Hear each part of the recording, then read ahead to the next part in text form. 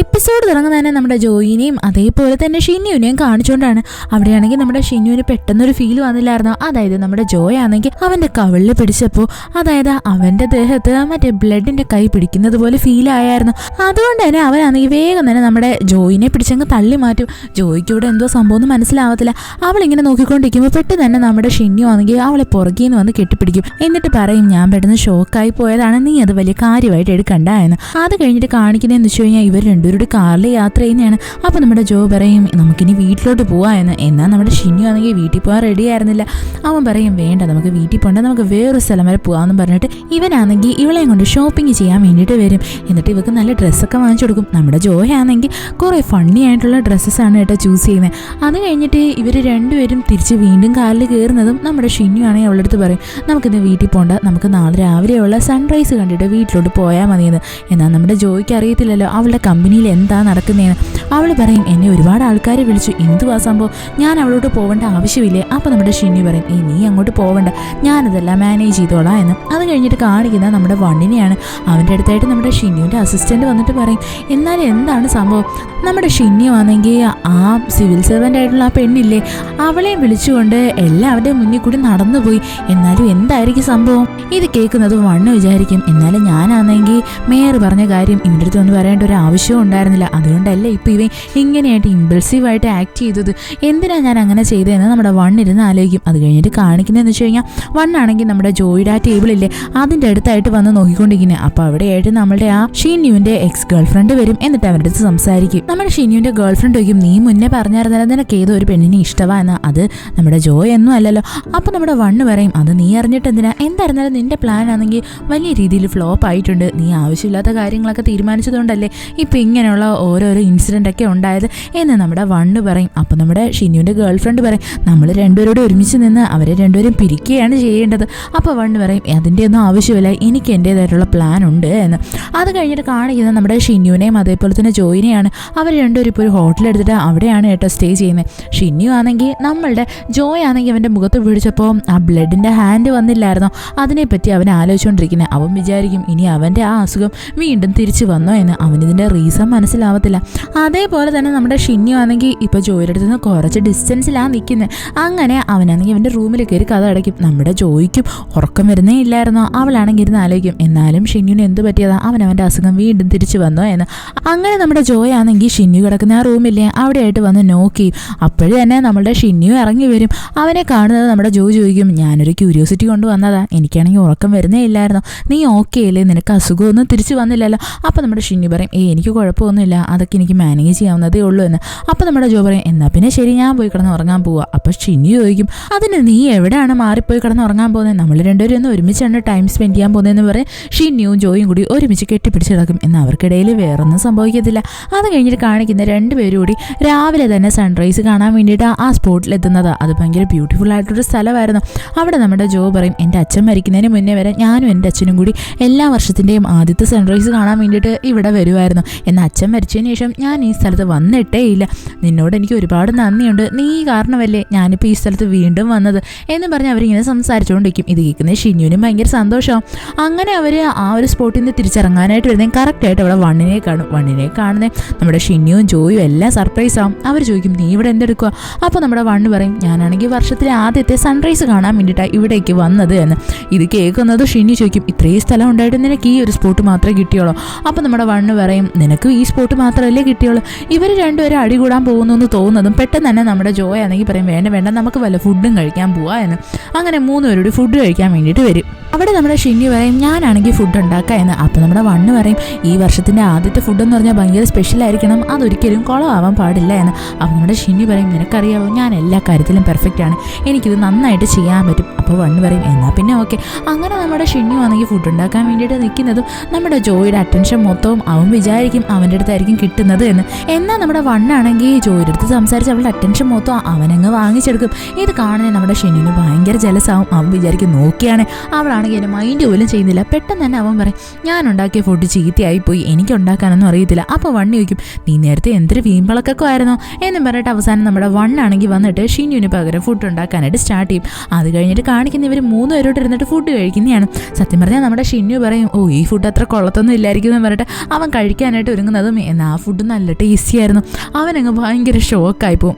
യഥാർത്ഥത്തിൽ നല്ല കിടിലമായിട്ടാണ് ആ ഫുഡ് വെച്ചത്. അത് കഴിഞ്ഞിട്ട് കാണിക്കുന്നതെന്ന് വെച്ച് കഴിഞ്ഞാൽ നമ്മുടെ ജോയ് ആണെങ്കിൽ വീട്ടിലിരുന്നിട്ട് ആലോചിക്കുന്നതാണ്. അവൾ വിചാരിക്കും ഇനി ഷിന്നുവിൻ്റെ അസുഖം വീണ്ടും തിരിച്ചു വന്നു, അതുകൊണ്ടായിരിക്കും അവൻ ഭയങ്കര ഡിസ്റ്റർബ്ഡ് ആയത് എന്ന് പറഞ്ഞിട്ട് അവളാണെങ്കിൽ ഈ കേഴ്സ് ബ്രേക്ക് ചെയ്യുന്നതിനുള്ള എന്തെങ്കിലും മന്ത്രം ഉണ്ടോ എന്ന് ആ ബുക്കിനകത്ത് ഫുള്ള് അരിച്ചു പറക്കും. അങ്ങനെ അവസാനം അവൾക്ക് ഒരെണ്ണം കിട്ടും. അതിനകത്ത് പറയുന്നതെന്ന് വെച്ച് കഴിഞ്ഞാൽ നമ്മുടെ മൈൻഡ് ഫ്രഷ് ആക്കുന്ന ഒരു മന്ത്രം ഉണ്ടെന്നാണ്. പെട്ടെന്നാണ് നമ്മുടെ ഷിന്നുവിനെ ആണെങ്കിൽ ജോ വിളിച്ചിട്ട് കാര്യം പറയും. അതായത് നിനക്കൊരു കാര്യം അറിയോ, നിന്റെ ആ ഒരു അസുഖം മാറ്റാനുള്ള മന്ത്രം ഞാൻ കണ്ടുപിടിച്ചു എന്ന്. ഇത് കേൾക്കുന്നേ ഷിന്നു ചോദിക്കും, സത്യം പറ ഞാനിപ്പോൾ നിന്റെ വീട്ടിൽ വരണം, അതിന് വേണ്ടിയിട്ടല്ലേ നീ ഇപ്പം ഇങ്ങനെയൊക്കെ സംസാരിക്കുന്നത്? അപ്പോൾ നമ്മുടെ ജോ പറയും, അങ്ങനെയൊന്നും അല്ല.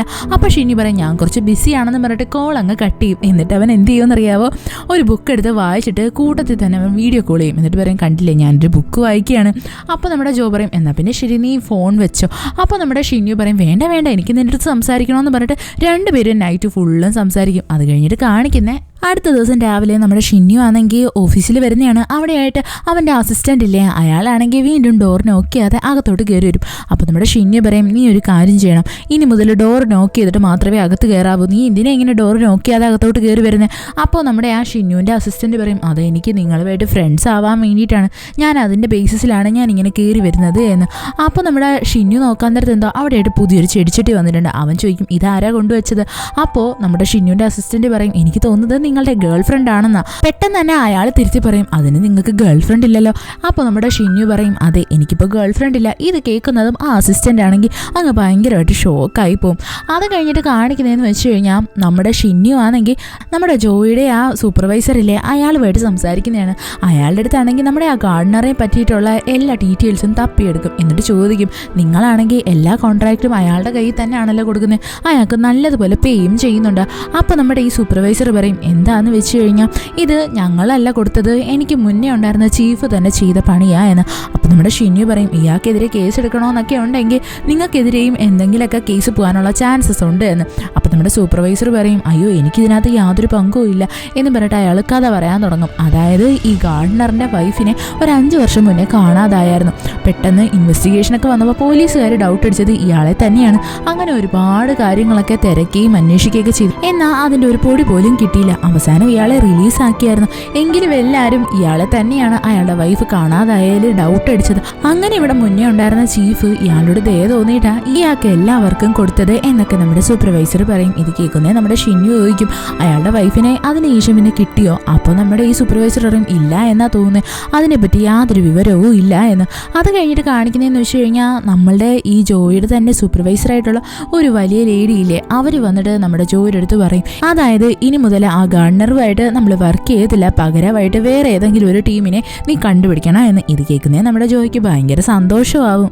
എന്താന്ന് വെച്ച് കഴിഞ്ഞാൽ അവൾ ഇനി മുതൽ അവനെ ഫേസ് ചെയ്യേണ്ട യാതൊരു ആവശ്യവും ഇല്ലല്ലോ.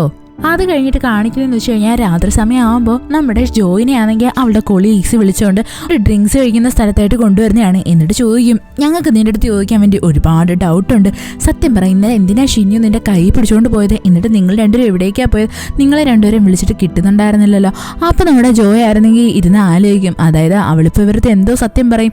അതായത് സത്യം എന്താണെന്ന് വെച്ച് കഴിഞ്ഞാൽ ഇവൾ കുറച്ച് മന്ത്രമൊക്കെ യൂസ് ചെയ്തിട്ടുണ്ടല്ലോ, അവൾ അതിനെപ്പറ്റി പറയുന്നതൊക്കെ ആലോചിക്കും. എന്നാൽ അവൾക്കറിയാം ഇത് പറഞ്ഞു കഴിഞ്ഞാൽ ഇവർ റിയാക്ട് ചെയ്യുന്ന രീതിയെ മാറ്റമായിരിക്കുമെന്ന്.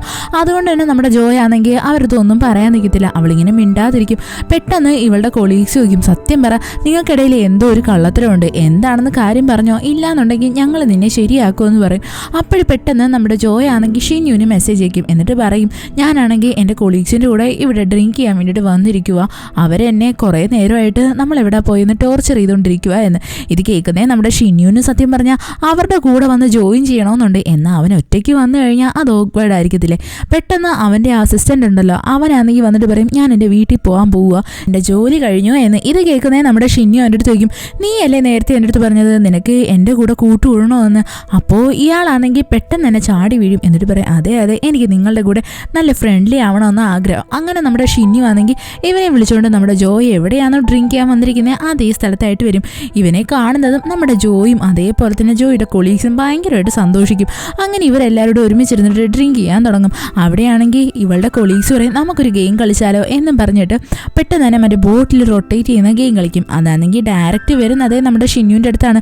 പെട്ടെന്ന് നമ്മുടെ ജോയിയുടെ കൊളീഗാണെങ്കിൽ അവനടുത്ത് ക്വസ്റ്റ്യൻ ചോദിക്കാൻ തുടങ്ങും. അവർ ചോദിക്കും നിങ്ങൾക്ക് ഞങ്ങൾ 3 പേരിരിക്കുന്നതിൽ ആരെങ്കിലും നിങ്ങളുടെ ടൈപ്പാണോ എന്ന്. പെട്ടെന്ന് തന്നെ നമ്മുടെ ഷിന്നു അല്ല എന്ന് പറയും. ഇത് കേൾക്കുന്നേ നമ്മുടെ ജോയിക്കാണെങ്കിൽ ഭയങ്കര ഇറിറ്റേറ്റഡ് ആവും. അവളാണെങ്കിൽ അങ്ങ് ഭയങ്കര ഡെസ്പായി പോവും. അത് കഴിഞ്ഞിട്ട് വീണ്ടും ബോട്ടിൽ റൊട്ടേറ്റ് ചെയ്യും. അപ്പോൾ സത്യം പറഞ്ഞാൽ ഈ ബോട്ടിൽ വന്ന് നിൽക്കുന്നത് നമ്മുടെ ഷിന്നുവിൻ്റെ അസിസ്റ്റൻ്റ് ഇല്ലേ അയാളുടെ അടുത്താണ്. എന്നാലും നമ്മുടെ ജോയിയുടെ കൊളീഗ് ആണെങ്കിൽ ആ ബോട്ടിലെടുത്ത് നേരെ നമ്മുടെ ഷിന്നുവിൻ്റെ നേർക്ക് തിരിച്ചു വയ്ക്കും. എന്നിട്ട് പറയും സത്യം പറ നിങ്ങളുടെ ഗേൾ ഫ്രണ്ടുമായിട്ട് ബ്രേക്കപ്പ് ആയോ? അപ്പോൾ നമ്മുടെ ഷിന്നു പറയും എന്നേ ബ്രേക്കപ്പ് ആയി. ഇത് കേൾക്കുന്നേ നമ്മുടെ ജോയിയുടെ കൊളീഗ്സിനാണെങ്കിൽ ഭയങ്കര സന്തോഷമാവും. അത് കഴിഞ്ഞിട്ട് കാണിക്കുന്നതെന്ന് വെച്ച് കഴിഞ്ഞാൽ ഇവരെല്ലാവരും കൂടി മറ്റേ പാട്ട് പാടുന്ന കരോക്കെ സെൻ്ററില്ലേ അവിടെയായിട്ട് വരുന്നതാണ്. അവിടെ എല്ലാവരും നല്ലതുപോലെ എൻജോയ് ചെയ്യും. നമ്മുടെ ഷിന്നു ആണെങ്കിൽ ജോയിക്ക് വേണ്ടിയിട്ട് സ്പെഷ്യലായിട്ട് ഒരു പാട്ടൊക്കെ പാടും. അത് കഴിഞ്ഞ് കാണിക്കുന്ന ഇവരാണെങ്കിൽ ഇവരുടെ ഈ പ്രോഗ്രാമൊക്കെ കഴിഞ്ഞിട്ട് എല്ലാവരും അവരവരുടെ വീട്ടിൽ പോകുന്നതാണ്. നമ്മുടെ ഷിന്നു ആണെങ്കിൽ പഠിച്ച പണി 18 നോക്കും. അതായത് നമ്മുടെ ജോയിയുടെ വീടിൻ്റെ അകത്ത് കയറാൻ വേണ്ടിയിട്ട്. എന്നാൽ ജോ പറയും അതിൻ്റെ യാതൊരു ആവശ്യമില്ല, നീ വേഗം നിന്റെ വീട്ടിൽ പോകുന്നു പറഞ്ഞിട്ട് അവളാണെങ്കിൽ അവനെ അവൻ്റെ കാറിലായിട്ട് പിടിച്ചിരുത്താൻ വേണ്ടി നോക്കും. എന്നാൽ നമ്മുടെ ഷിന്നു അതിന് റെഡി ആയിരുന്നേ ഇല്ല. അവസാനം നമ്മുടെ ജോയ് ആണെങ്കിൽ പോകുന്നതിന് മുന്നേയിട്ട് അവന് ഉമ്മ കൊടുക്കാൻ വേണ്ടിയിട്ട് വരുന്നതും വേഗം തന്നെ നമ്മുടെ ഷിന്നു അവൻ്റെ മുഖം താഴോട്ട് കൊണ്ടുവന്നിട്ട് രണ്ടുപേരോട് കിസ് ചെയ്യും. പെട്ടെന്ന് തന്നെ നമ്മുടെ ജോ പറയും ഇപ്പോൾ വന്ന് നിനക്ക് ഭയങ്കര കുരുത്തക്കേടാണ് എന്ന്. ഇത് കേൾക്കുന്നേ ഷിന്നു പറയും എനിക്ക് ഇതും കൂടുതൽ ചെയ്യാൻ പറ്റുമെന്ന് പറഞ്ഞിട്ട് അവൻ വീണ്ടും അവളുടെ വീടിൻ്റെ അകത്തോട്ട് കയറാനായിട്ടിരുന്നു. അപ്പോൾ നമ്മുടെ ജോ പറയും വേണ്ട അതിൻ്റെ യാതൊരു ആവശ്യമില്ല എന്ന് പറഞ്ഞിട്ട് അവൾ വീണ്ടും അവനെ ആ കാറിലോട്ട് പിടിച്ചിരുത്താൻ വേണ്ടി നോക്കും. എന്നിട്ട് പറയും വേഗം തന്നെ നീ നിന്റെ വീട്ടിലോട്ട് പോക്കോ എന്ന് പറഞ്ഞിട്ട് അവളാണെങ്കിൽ നമ്മുടെ ഷിന്നുവിനെ പറഞ്ഞു വിട്ടിട്ട് അവളുടെ വീടിൻ്റെ അകത്തോട്ട് കയറാൻ വേണ്ടി ഗേറ്റ് തുറക്കുന്നതും അവിടെയായിട്ട് നമ്മുടെ വണ്ണിരിക്കുമായിരുന്നു. അവനാണെങ്കിൽ നല്ലതുപോലെ കുടിച്ച് ഫിറ്റ് ആയിട്ടിരിക്കുക. പെട്ടെന്ന് തന്നെ നമ്മുടെ വണ്ണ് പറയും നിനക്ക് എങ്ങനെ എൻ്റെ മുന്നിൽ വെച്ചിട്ട് ഇങ്ങനെയൊക്കെ ചെയ്യാൻ തോന്നുന്നത്? ഞാനാണെങ്കിൽ എന്തുമാത്രം വിഷമിക്കുന്നുണ്ടെന്ന് നിനക്കറിയാവോ? നീ ആദ്യമേ പറഞ്ഞത് എന്നെ നിനക്ക് ഇഷ്ടമാണെന്നല്ലേ, എന്നിട്ട് പെട്ടെന്ന് എങ്ങനെയാണ് നിനക്ക് നിന്റെ ലവ് അവൻ്റെ അടുത്തോട്ട് ചേഞ്ച് ആയത്? ഇത്രയ്ക്കേ ഉള്ളൂ ലവ് എന്നൊക്കെ പറയുന്നത് എന്നും പറഞ്ഞിട്ട് നമ്മുടെ വണ്ണ് ഭയങ്കര സങ്കടപ്പെട്ട് സംസാരിക്കും. ഇതൊക്കെ കേൾക്കുന്ന നമ്മുടെ ജോയ്ക്കാണെങ്കിൽ ഭയങ്കരമായിട്ട് വിഷമമാവും. അവക്കും ഇവനെ എങ്ങനെ സമാധാനിപ്പിക്കണമെന്ന് അറിയത്തില്ലായിരുന്നു. അത് കഴിഞ്ഞിട്ട് കാണിക്കുന്ന അടുത്ത ദിവസമാണ്. അടുത്ത ദിവസം നമ്മുടെ ജോയ് ആണെങ്കിൽ അവളുടെ വീട്ടിൽ നിന്ന് ഇറങ്ങി വരുന്നതും അവിടെയായിട്ട് വണ്ണുണ്ടായിരുന്നു. പെട്ടെന്ന് തന്നെ അവൻ നമ്മുടെ ജോയിനെ കാണുന്നതും കയറി അങ്ങ് ഒളിച്ചിരിക്കും. അപ്പം നമ്മുടെ ജോ പറയും നിങ്ങൾ പുറത്തേക്ക് ഇറങ്ങി വന്നോ, എനിക്കറിയാം നിങ്ങൾക്കിപ്പോൾ നല്ല നാണക്കേട് തോന്നുമായിരിക്കുമെന്ന്, എന്നാലും അത് വലിയ കാര്യമാക്കണ്ട. എനിക്കറിയാം എല്ലാവരും കുടിച്ചു കഴിഞ്ഞാൽ ഇങ്ങനെയായിരിക്കും സംസാരിക്കുന്നത്, അതുകൊണ്ട് ഞാൻ അതിനെ വലിയ സീരിയസ് ആയിട്ട് എടുത്തിട്ടില്ല. അപ്പോൾ വണ്ണ് പറയും നീ അതിനെ സീരിയസ് ആയിട്ട് എടുക്കണോ എന്നാണ് ഞാൻ ആഗ്രഹിക്കുന്നത്. നീ എന്തിനാ എന്നെ എപ്പോഴും മിസ്റ്റർ വൺ എന്ന് വിളിക്കുന്നത്? എനിക്കത് കേൾക്കുമ്പോൾ ഭയങ്കര ഡിസ്റ്റൻസ് ആണ് ഫീൽ ചെയ്യുന്നത്. അങ്ങനെ വിളിക്കേണ്ട യാതൊരു ആവശ്യമില്ല എന്ന് നമ്മുടെ വണ്ണ് പറയും. ഇത് കേൾക്കുന്നേ നമ്മുടെ ജോ അവസാനം അത് സമ്മതിച്ചു കൊടുക്കും. പിന്നീട് കാണിക്കുന്നതെന്ന് വെച്ച് കഴിഞ്ഞാൽ നമ്മുടെ ഷിന്നുവിനെയാണ്. അവനാണെങ്കിൽ ഇപ്പോൾ ഡോക്ടറിനെ കാണാൻ വേണ്ടിയിട്ട് വന്നേക്കുമായിരുന്നു. അതായത് അവന് വീണ്ടും ഇല്യൂഷൻ വരാൻ തുടങ്ങിയില്ലേ. അപ്പോൾ ഡോക്ടർ പറയും നമുക്കൊന്നുകൂടെ ഒന്ന് സ്കാൻ ചെയ്ത് നോക്കാം, അതിനകത്ത് എന്തെങ്കിലും നെഗറ്റീവായിട്ടാണ് വരുന്നതെങ്കിൽ നീ അതിന് വേണ്ടിയിട്ടുള്ള ട്രീറ്റ്മെൻറ്റ് എടുത്തേ പറ്റൂ, നമുക്ക് ഓപ്പറേഷൻ ചെയ്യേണ്ടതായിട്ട് വരുമെന്ന്. അതേപോലെ തന്നെ നമ്മുടെ ഷിന്നു ആണെങ്കിൽ ആ ഗ്രാൻഡ്മ പറഞ്ഞ കാര്യമൊക്കെ ആലോചിക്കും. അതായത് നിനക്കാണെങ്കിൽ എപ്പോഴും ഇല്യൂഷൻ വരാറില്ലേ, ഒരു കൈ നിൻ്റെ മുഖത്ത് തൊടുന്നതായിട്ട്, ആ കൈ വേറെ ആരുടെയല്ല, നീ ആരെയാണോ കൊന്നത് അവരുടെ കൈ തന്നെയാണ്. ഇത് കേൾക്കുന്നേ നമ്മുടെ ഷിന്നുവിന് എന്താണ് സംഭവം എന്ന് മനസ്സിലാവത്തില്ല. കൂട്ടത്തിൽ തന്നെ അവനാണെങ്കിൽ ഒരു നോട്ടും കിട്ടും. അതായത് അവൻ്റെ കഴിഞ്ഞ ജന്മത്തിലെ അവൻ്റെ അതേ രൂപത്തിലുള്ള ആളെ എഴുതി വെച്ചതായിരുന്നു. അതായത് എനിക്ക് കിട്ടിയിരിക്കുന്ന ഒരു കേഴ്സാണ്, അതെന്ന് വെച്ച് കഴിഞ്ഞാൽ നമ്മളുടെ ജീവനെ എടുക്കുന്നതാണ്, അതൊരിക്കലും അവസാനിക്കത്തില്ല, പാരമ്പര്യമായിട്ട് ഇങ്ങനെ വന്നുകൊണ്ടേയിരിക്കും. കൂട്ടത്തിൽ തന്നെ എഴുതി വെച്ചേക്കുന്നതെന്ന് വെച്ച് കഴിഞ്ഞാൽ നിങ്ങൾ പാരമ്പര്യമായിട്ട് നമുക്കൊരു ടെമ്പിളുണ്ട്, ആ ടെമ്പിളിനെ നോക്കി നടത്തണം എന്ന്. അത് കഴിഞ്ഞിട്ട് കാണിക്കുന്ന നമ്മുടെ ജോയും ഷിനിയും കൂടി ഒരുമിച്ച് നടക്കുന്നതാണ്. അവിടെ നമ്മുടെ ഷിനിയു ആണെങ്കിൽ ചോദിക്കും എനിക്ക് നിന്റെ അടുത്തൊരു കാര്യം പറയാനുണ്ട്, നമ്മൾ കഴിഞ്ഞ ജന്മത്തിൽ ഭയങ്കര വലിയ ശത്രുക്കളായിരുന്നു എന്നുണ്ടെങ്കിൽ നീ എന്ത് ചെയ്താനെ?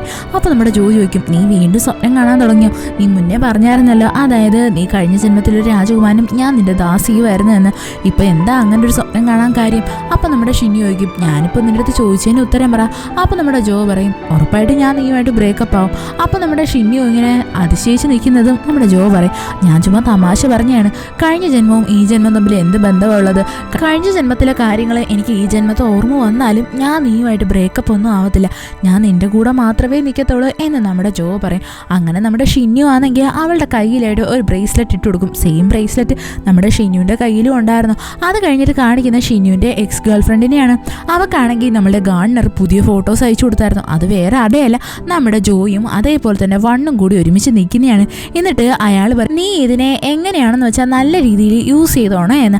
അത് കഴിഞ്ഞിട്ട് കാണിക്കുന്ന അടുത്ത ദിവസമാണെങ്കിൽ ഇന്റർനെറ്റിലെ പുതിയ ന്യൂസ് തന്നെ ഫ്ലാഷ് ആവുന്നതാണ്. എന്തുവാന്ന് വെച്ച് കഴിഞ്ഞാൽ നമ്മുടെ ജോയും അതേപോലെ തന്നെ വണ്ണും കൂടി ഒരുമിച്ച് ഒരുമിച്ച് നിൽക്കുന്ന ഫോട്ടോസ്. ഇത് കാണുന്നേ നമ്മുടെ ജോയിയുടെ ഓഫീസിലുള്ള എല്ലാവരും ഇല്ലേ, അവരെല്ലാവരും ഇവളെ ഒരുമാതിരി നോക്കാൻ തുടങ്ങും. നമ്മുടെ ജോയിക്കും കാര്യം മനസ്സിലാവത്തില്ല. അവൾ അറിയുന്നതും അവൾ ഭയങ്കര ഷോക്കായിപ്പോവും. അത് കഴിഞ്ഞിട്ട് ഇവള് നേരെ തന്നെ നമ്മുടെ ഷിനുവിൻ്റെ ആ എക്സ് ഗേൾഫ്രണ്ട് ഇല്ലേ, അവളെ കാണാൻ വേണ്ടിയിട്ട് വരും. എന്നിട്ട് ചോദിക്കും, ഇത് ചെയ്തത് നീ തന്നെ അല്ലേ എന്ന്. ഇത് കേൾക്കുന്നത് നമ്മുടെ ഷിനുവിൻ്റെ എക്സ് ഗേൾഫ്രണ്ട് പറയും, അല്ല, ഞാൻ നിന്റെ ഫോട്ടോസ് പോസ്റ്റ് ചെയ്യാൻ വേണ്ടിയിട്ട് നീ അത്രയ്ക്ക് വലിയ സെലിബ്രിറ്റി ആണോ? ഇത് കേൾക്കുന്ന ജോ പറയും, അല്ല, നീ അല്ലാതെ വേറെ ആരും ഇങ്ങനെയുള്ള പരിപാടി ചെയ്യത്തില്ല. എന്താന്ന് വെച്ച് കഴിഞ്ഞാൽ നിനക്കല്ലേ എന്നെയും ഷിനുവിനെയും പിരിക്കാനുള്ള അത്യാവശ്യമുള്ളത്. അപ്പോൾ നമ്മുടെ ഷിനുവിൻ്റെ എക്സ് ഗേൾഫ്രണ്ട് പറയും, അങ്ങനെയൊന്നുമില്ല, ഞാനൊരിക്കലും അതൊന്നും ചെയ്യാൻ പോകുന്നില്ല. നിനക്ക് വേണമെങ്കിൽ ആ ഫോട്ടോ ആരാ പോസ്റ്റ് ചെയ്തതെന്ന് കണ്ടുപിടിക്കാൻ നോക്ക്. അപ്പോൾ നമ്മുടെ ജോ പറയും, ഞാൻ എന്തായിരുന്നാലും അത് കണ്ടുപിടിക്കുമെന്ന്. അത് കഴിഞ്ഞിട്ട് കാണിക്കുന്നതെന്ന് വെച്ച് കഴിഞ്ഞാൽ ഒരു പാർക്കിലായിട്ട് കൺസ്ട്രക്ഷൻ പണി നടക്കാൻ വേണ്ടി അവിടുത്തെ മരങ്ങളൊക്കെ പുഴുതു മാറ്റുന്നതാണ്. പെട്ടെന്ന് തന്നെ അവിടെയുള്ള ആൾക്കാർ അതൊക്കെ വൃത്തിയാക്കുന്നതും അവിടെയായിട്ട് ഒരു അസ്ഥിക്കൂടത്തിൻ്റെ തല കാണും. ഇത് കാണുന്നതും എല്ലാവരും ഭയങ്കരമായിട്ടും പേടിച്ചു പോകും. പെട്ടെന്ന് തന്നെ അവിടെ പോലീസും ആൾക്കാരും ഒക്കെ വരും. കൂട്ടത്തിൽ തന്നെ നമ്മുടെ സിവിൽ സർവൻ്റ് ആയിട്ടുള്ള ആ സൂപ്പർവൈസറിലെ അയാളും എത്തും. നമ്മുടെ ഷിന്യു എത്തിച്ചേരും. അങ്ങനെ ഇവർ കാണുന്നേ മനസ്സിലാവും, അതായത് ഇവിടെ ആരെയോ ഒരാളെ കൊന്നു കുഴിച്ചിട്ടിട്ടുണ്ട് എന്ന്. പെട്ടെന്ന് തന്നെ നമ്മുടെ ഷിന്യു ചോദിക്കും, ഈ പാർക്ക് ഏത് സമയത്തായിരുന്നു പണിഞ്ഞത്? അപ്പോൾ നമ്മുടെ ഈ സൂപ്പർവൈസർ പറയും, ഏകദേശം ഒരു 5 വർഷം മുന്നെയാണ്. അപ്പോൾ ഈ പാർക്കിൻ്റെ പേരെന്തുമായിരുന്നു എന്നൊക്കെ അവൻ ചോദിക്കും. അങ്ങനെ ആ സൂപ്പർവൈസർ അതൊക്കെ പറയും. പെട്ടെന്ന് തന്നെ നമ്മുടെ ഷിന്യുവിൻ്റെ മൈൻഡിൽ സ്ട്രൈക്ക് ആവുന്ന എന്താണെന്ന് വെച്ച് കഴിഞ്ഞാൽ നമ്മുടെ ഗാർഡനറിൻ്റെ വൈഫിനെ കാണാതായതും 5 വർഷത്തിന് മുന്നേ ആയിരുന്നില്ലേ. അപ്പോൾ അവൻ പറയും, മിക്കവാറും ഇതാ ഗാർഡനറിൻ്റെ വൈഫ് തന്നെ ആയിരിക്കുമെന്ന്. അങ്ങനെ അതിൻ്റെ പേരിലുള്ള ഇൻവെസ്റ്റിഗേഷനൊക്കെ സ്റ്റാർട്ടാവും.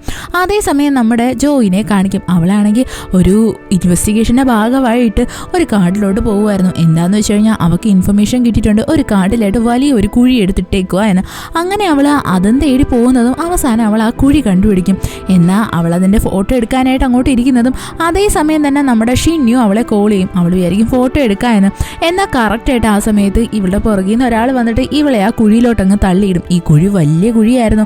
എന്നിട്ട് ആ തള്ളിയിട്ട ആളുടെ ഫേസും കാണിക്കും. അത് വേറെ ആരുമല്ല, നമ്മുടെ ആ ഗാർഡനർ തന്നെയാണ്. നമ്മുടെ ജോയാണെങ്കിൽ ആ കുഴിയിലായിട്ട് വീഴുന്നതും അവൾക്ക് ബോധം അങ്ങ് പോവും.